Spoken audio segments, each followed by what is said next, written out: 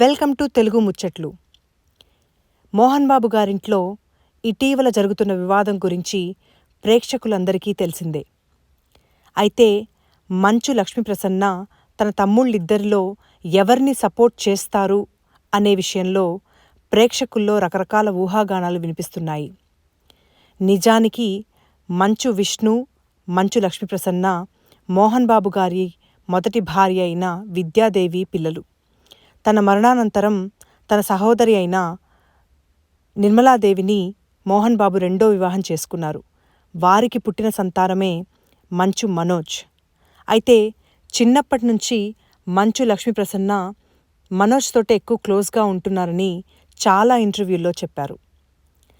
అందుకే తానే తల్లి అయ్యి మనోజ్ యొక్క రెండో వివాహాన్ని అంగరంగ వైభవంగా భూమా మౌనికారెడ్డితోటి జరిపించిన విషయం అందరికీ తెలిసిందే. అయితే అప్పట్లో విష్ణు ఫ్యామిలీ ఆ ఫొటోస్లో ఎక్కువ కనిపించకపోవటం కూడా ప్రేక్షకులు గమనించారు.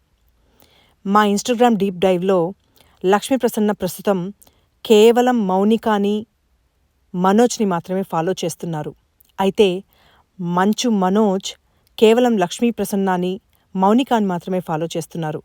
అన్నిటికంటే ఇంపార్టెంట్ విషయం ఏంటంటే విష్ణు కేవలం తన భార్యని, పిల్లల్ని మాత్రమే ఫాలో చేస్తున్నారు.